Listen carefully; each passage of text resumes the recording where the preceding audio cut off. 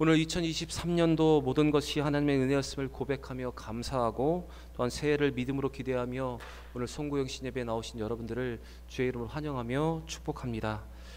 오늘 이 자리에서 감사할 것을 감사하고 또한 버릴 것과 비울 것을 비우며 믿음으로 일어날 일을 기대하며 희망으로 마음을 가득 채우는 여러분과 제가 되기를 바랍니다. 2023년도 세계와 우리나라 또한 우리 교회와 우리 가정 그리고 우리 개인에게 여러 가지 일들이 있었습니다. 기쁨의 일들이 있었고 또한 축하하고 즐거운 일, 마음이 통하고 마음이 합하는 일, 또한 은혜로운 일들, 감사하는 일들이 있었습니다. 그렇게 기쁨과 평안의 일들도 있었지만 아픔과 또한 문제도 있었습니다. 전쟁과 지진의 소식이 들렸고 여전히 해결되지 않은 대립과 갈등이 남아 있습니다. 그리고 관계 속에서 온 상처와 질병으로 생긴 고통과 흉터가 우리 가운데 남아 있고 아직도 해결되지 않은 여러 가지 문제를 우리는 안고 이제 새해를 맞이하게 됩니다. 모든 것이 깨끗하게 해결되고 새해를 맞으면 좋겠지만 여전히 우리 가운데 남아있는 여러 가지 문제들이 있습니다. 그런데 여러분, 우리가 그 모든 일들 때문에 고통스러워하고 힘겨워하고 고통을 받고 있을 때 우리는 혼자가 아니었습니다. 하나님이 우리와 함께 하셨습니다. 또 하나님이 예비하신 사람들이 우리 곁에 있었습니다. 마치 하나님께서 영적 탈진한 엘리야에게 천사를 보내셔서 그를 어루만지시고 까마귀를 통해서 그에게 먹을 것을 공급하여 주시고 세미한 음성으로 그를 위로하셨던 것처럼 우리에게도 그와 같이 하셨습니다. 그래서 우리에게 다시 일어날 일 새 힘을 주셨고 그래서 우리는 오늘 이 자리에서 하나님 앞에 이렇게 예배를 드리고 있는 것입니다. 그리고 이렇게 우리와 함께 하신 그 하나님, 2023년도도 우리를 위로하시고 우리와 함께 하신 그 하나님은 2024년도도 우리와 함께 하십니다. 예레미야 32장 40절과 41절의 성경은 우리에게 이렇게 기록을 하고 있습니다. 우리 같이 한번 읽어보겠습니다. 내가 그들에게 복을 주기를 위하여 그들을 떠나지 아니하리라 하는 영원한 언약을 그들에게 세우고 나를 경외함을 그들의 마음에 두어 나를 떠나지 않게 하고 내가 기쁨으로 그들에게 복을 주되 분명히 나의 마음과 정성을 다하여 그들을 이 땅에 심으리라. 여러분, 하나님은 오늘도 우리와 함께 하신다 이렇게 약속을 해주십니다. 그리고 요한복음 14장 16절에서 성경은 우리에게 또 이렇게 말합니다. 우리 혼자가 아니라 성령을 우리에게 보내주셨기 때문에 우리는 성령과 함께하고 있다. 우리 같이 한번 읽겠습니다. 내가 아버지께 구하겠으니 그가 또 다른 보혜사를 너에게 주사 영원토록 너희와 함께 있게 하리니. 여러분, 오늘 주시는 이 말씀과 같이 하나님은 우리를 한 번도 떠나지 않으시고 우리에게 믿음을 주시며 마침내 복을 주시는 하나님이십니다. 그리고 보혜사 성령을 우리에게 보내심을 통해서 우리를 버려두지 않는 우리의 아버지십니다. 여러분, 우리 하나님은 당신의 백성들과 영원히 함께 하시는 분이십니다. 오늘 이 믿음으로 우리를 떠나지 않으시고 함께 하시는 하나님 앞에 감사하며 예배함으로 새해를 더 믿음으로 기대하는 또한 믿음으로 일어날 때를 기대할 수 있는 여러분과 저의 삶이 되기를 바랍니다. 우리 옆에 분과 한번 이렇게 인사했으면 좋겠습니다. 2023년 하나님이 함께 하셨습니다. 인사하겠습니다. 2023년 하나님이 함께 하셨습니다. 우리 다시 한번 인사하겠습니다. 새해에도 하나님이 함께 하십니다. 인사하겠습니다. 새해에도 하나님이 함께 하십니다. 우리를 떠나지 않은 그 하나님은 새해에도 우리와 함께 하실 것을 믿고 믿음으로 살아가는 여러분과 제가 되기를 바랍니다. 성경에 나타난 선지자 가운데 하늘로 승천한 유일한 선지자가 있는데 그 사람의 이름은 엘리야입니다. 이 엘리야는 선지자의 대표라고 말할 수 있고 모세와 더불어 변화산상에 나타난 인물이기도 합니다. 이러한 엘리야를 계승한 또 다른 선지자가 있었는데 그 선지자의 이름은 엘리사였습니다. 오늘 우리가 읽은 본문은 이 예언자의 리더십의 계승 장면, 바로 이 엘리야의 리더십이 이제 엘리사에게 계승되는 장면이 기록되어 있습니다. 우리가 함께 읽지는 않았지만 열왕기하 2장의 서두의 말씀을 보면 제자인 엘리사는 엘리야를 결코 끝까지 떠나지 않고 동행을 합니다. 엘리야가 자기 겉옷으로 물을 말아치자 요단강이 갈라졌고 요단강을 건널 때에도 엘리사는 그 스승을과 함께 하고 있었습니다. 엘리야는 엘리사에게 자신의 승천 장면을 보여주고 싶지 않아 했지만 엘리야는 끝까지 그 스승을 따라가고 그 승천 장면을 목격하게 됩니다. 이제 엘리야는 승천을 앞두고 엘리사에게 내가 너에게 무엇을 해줄지 어떻게 행할지를 그에게 묻고 있습니다. 그것이 오늘 본문의 시작인데, 멀고 험난한 여정을 통해서 이 엘리사의 간절함이 증명되자 엘리야는 그의 제자였던 엘리사에게 내가 내게 어떻게 행할지를 구하라고 말을 합니다. 오늘 본문 9절의 말씀을 같이 한번 읽어보겠습니다. 건너매 엘리야가 엘리사에게 이르되 나를 내게서 데려감을 당하기 전에 내가 내게 어떻게 할지를 구하라. 엘리사가 이르되 당신의 성령이 하시는 역사가 갑절이나 내게 있게 하소서 하는지라. 엘리야는 엘리사의 동행, 그가 베델을 거쳐서 여리고까지, 또한 여리고에서 요단강까지, 요단강을 건너서 또한 자신의 승천 장면 이 앞까지 오는 모든 모습을 보면서 엘리사의 간절함을 그는 알게 되었습니다. 그리고 그가 하나님께 데려감을 당하기 전에 그에게 해줄 수 있는 것을 해줄 테니 무엇을 해줄까를 묻고 있습니다. 이 스승의 질문에 엘리사는 이렇게 대답을 합니다. 당신의 성령이 하시는 역사가 갑절이나 내게 있게 하소서. 지금 엘리사가 목숨을 걸고 그의 스승에게 구하고 있는 소원은 자신의 생명의 연장이나 재산을 많게 해달라는 그런 것과 명예와 그런 연결된 것이 아니라 스승이 남긴 하나님의 사역을, 그 사명을 잘 감당할 수 있는 갑절의 영감을 지금 구하고 있는 것입니다. 여기서 성령이 하시는 역사로 번역된 히브리어 단어는 루하흐라는 히브리어 단어입니다. 이 단어는 여러분이 알고 있듯이 영으로 의미하는데, 이것은 예언적인 영감의 의미보다는 성령을 통한 초자연적인 능력을 말하는 것입니다. 또 갑절이라고 말하는 영적인 이 것도 영적인 양을 비유하는 표현이 아니라 엘리야를 계승한 선지자적 사명을 감당하기 위한 충분한 능력을 말하는 것입니다. 엘리야는 엘리사의 이와 같은 청원에 대해서 그것은 자신의 권한밖의 일이라고 말을 합니다. 그리고 겸손하게 만약 하나님께서 자신의 승천 장면을 엘리사에게 보여주신다면 혹시 그에게 주실지도 모른다고 대답을 지금 하고 있습니다. 우리 10절 말씀, 본문 10절 말씀을 같이 한번 읽어보겠습니다. 이르되 내가 어려운 일을 구하는도다. 그러나 나를 내게서 데려가시는 것을 내가 보면 그 일이 내게 이루어지려니와 그렇지 아니하면 이루어지지 아니하리라 하고. 지금 엘리야의 말을 종합해 보면 이와 같은 이 엘리사의 대답은 엘리사가 구하고 있는 것은 인간 지도자가 줄 수 있는 것이 아니라 오직 하나님만이 주실 수 있는 것이라는 것을 우리는 볼 수가 있습니다. 여러분, 우리는 여기에서 저는 여기에서 한 가지 질문이 생겼습니다. 정말로 엘리사가 자기 스승이 할 수 없는 것을 모르고 그에게 구하고 있는 것인가? 라는 의문이 생겼습니다. 인간이 할 수 없는 영역과 하나님이 할 수 있는 영역을 그가 혼동하고 있는 것일까? 라는 생각도 했습니다. 분명히 엘리사는 엘리야의 제자로 말씀을 알고 깨닫고 많은 것을 보았던 그가 정말로 이 엘리야가 할 수 없는 것을 지금 구하고 있는 것일까? 라는 질문이 생겼습니다. 이와 같은 여러 가지 질문의 결론으로 내린 것은 엘리사의 이와 같은 요청은 엘리야에게 구한 것이 아니라 하나님을 향한 간구였을 것이라는 저의 판단이 서게 되었습니다. 분명 엘리사는 오랫동안 선지생도로서 또 스승을 근접해서 수행하는 수제자로서 하나님의 영역과 인간의 영역을 구분할 줄 알았을 것입니다.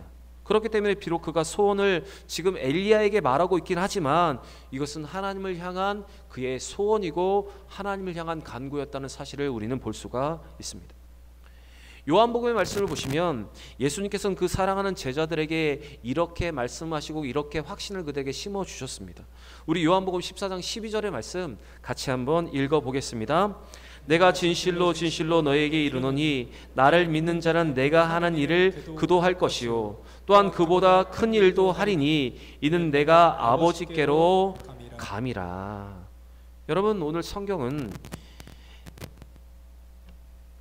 엘리사처럼 예수 그리스도의 남은 사역을 감당하기 위해서 갑절의 영감과 은혜를 구하고 나아가는 모든 자에게 분명한 응답의 약속을 지금 허락하여 주십니다. 저는 오늘 이 말씀을 듣는 우리 모두가 2024년도 이 엘리사와 같은 소원을 가지고 이와 같이 그리스도의 남은 사역을 감당할 수 있는 갑절의 영감과 갑절의 은혜를 구할 수 있는 여러분과 제가 되길 바랍니다. 사실 하나님은 우리가 예수의 이름으로 구할 때 모든 것을 주는 분이십니다. 그때 우리가 무엇을 구하는가는 우리의 관심사를 반영하고 있습니다. 제가 예배 전에 잠깐 축복 기도를 했지만 여러분이 내신 그 기도 제목을 이렇게 보면 여러분이 지금 어떤 가치관을 가지고 있고 어떤 관심사가 가지고 있는지, 무엇이 필요한지가 사실 보여집니다. 여러분, 이 기도의 제목과 우리의 소원 가운데 우리가 만약 바른 것을 구하고 있다면 그것은 우리의 인격과 우리의 신앙이 바른 것을 의미하는 것입니다. 엘리사는 스승 엘리야가 모든 것을 함께하기를 원했습니다. 그래서 스승의 옆을 끝까지 지켰습니다. 그리고 스승의 질문에 분명하게 자신의 생각을 말합니다. 그가 하나님께 구한 것은 선지자에게 꼭 필요한, 선지자로서 하나님의 일을 감당하기 위해서 꼭 필요한 성령의 역사였습니다. 하나님의 일을 더 잘 감당하고 싶은 그의 마음의 표시이고, 스승을 통해서 주신 그 소명의 승계를 완수하고자 하는 그의 마음이 바로 이 기도의 제목 가운데 여러분 담겨져 있습니다. 그리고 2배나 달라고 하는 것은 장자가 맡은 분복과 연관이 있는 것입니다.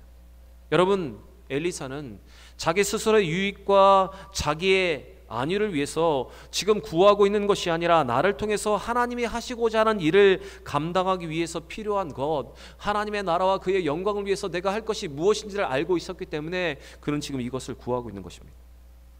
여러분, 이렇게 우리가 올 한 해를 보내고 내년을 맞이할 때 우리가 이렇게 엘리사처럼 기도할 때 하나님은 우리의 기도에 응답하시고, 또한 우리가 기도하지 않은 것까지도 우리에게 더하여서 후하게 주시는 하나님이십니다.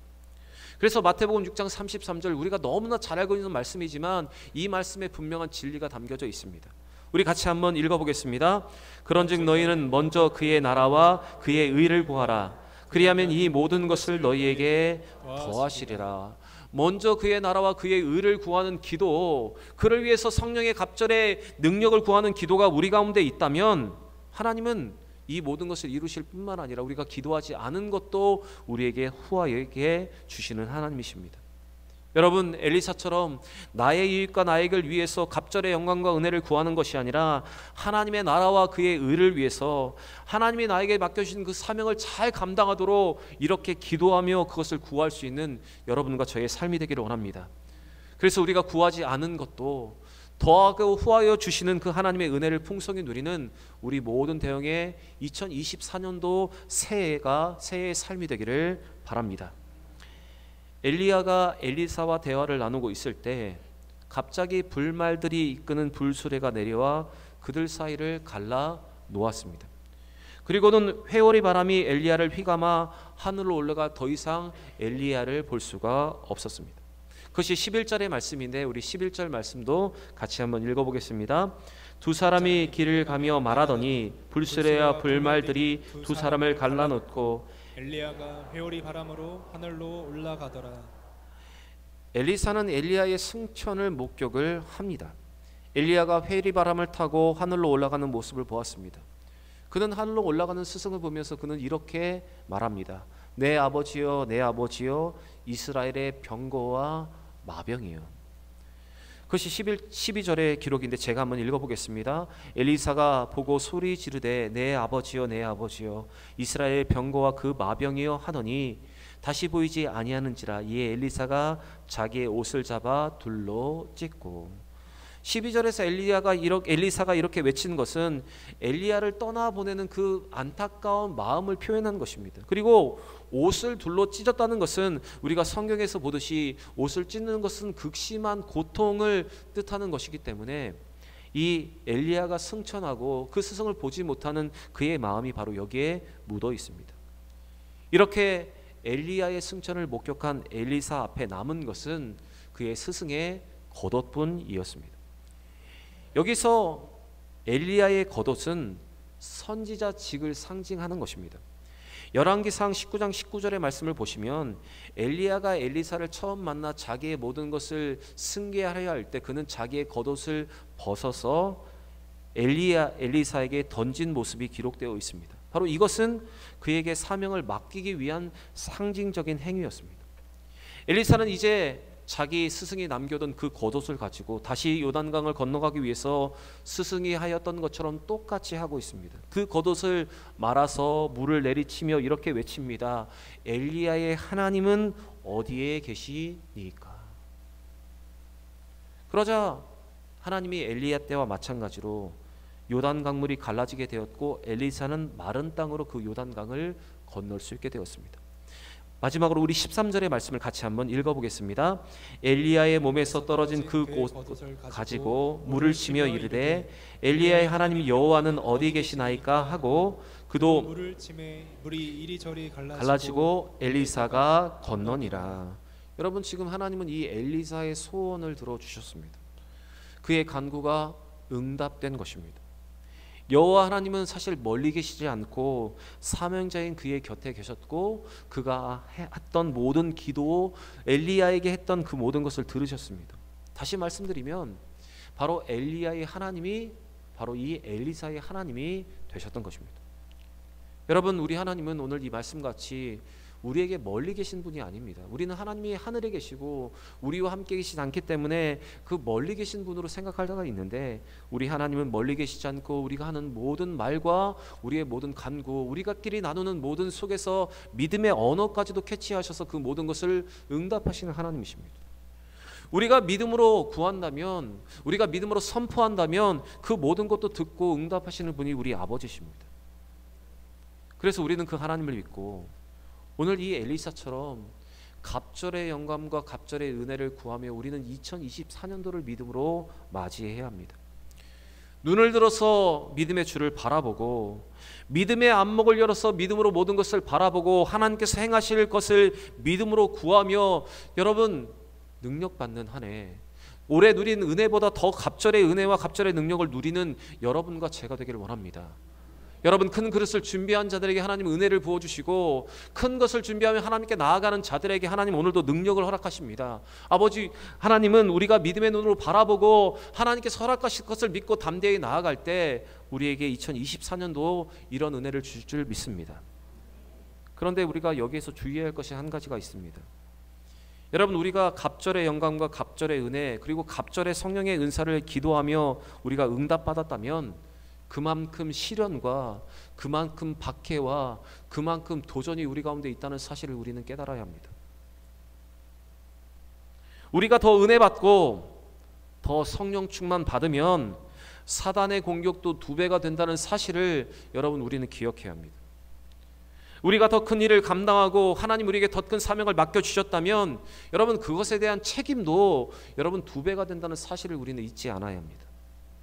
그래서 우리는 갑절의 영광과 갑절의 은혜를 누리기 위해서 우리에게 더 믿음이 있어야 하고 우리는 더 성실해야 하고 더 충성하며 더 헌신해야 하고 더 인내하면서 이 영적인 싸움을 잘 감당할 수 있어야 합니다.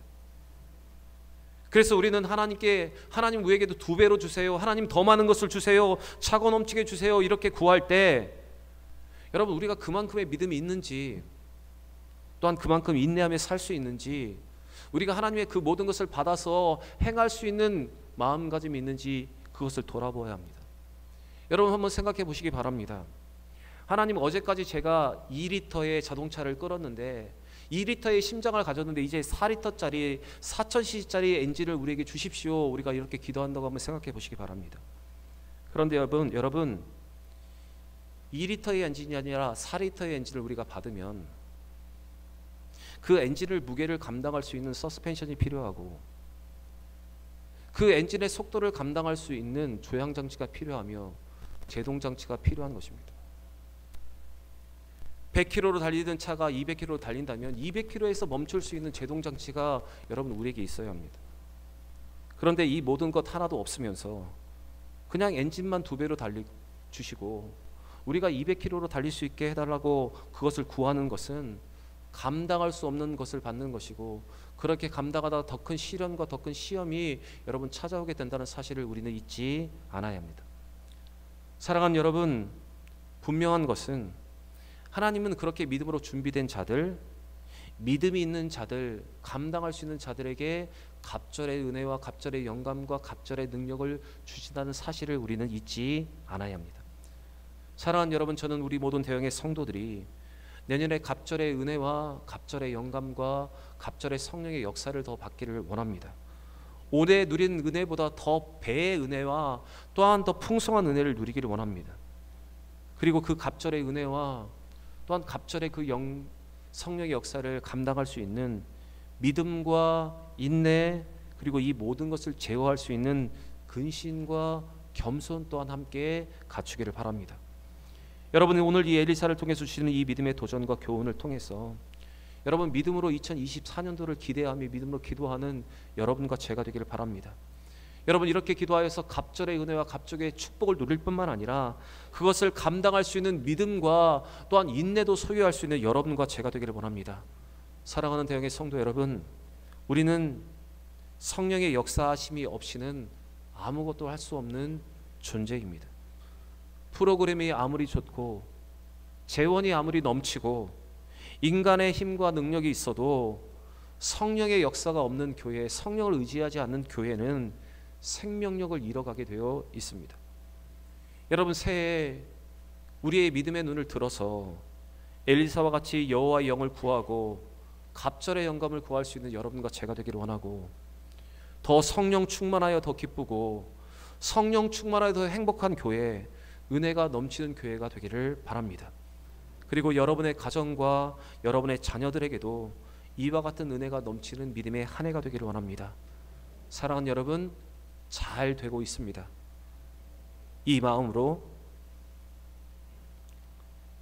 힘차게 새해를 맞이하는 우리 모든 대형의 성도들이 되시기를 우리 구주 예수의 이름으로 간절히 축원합니다.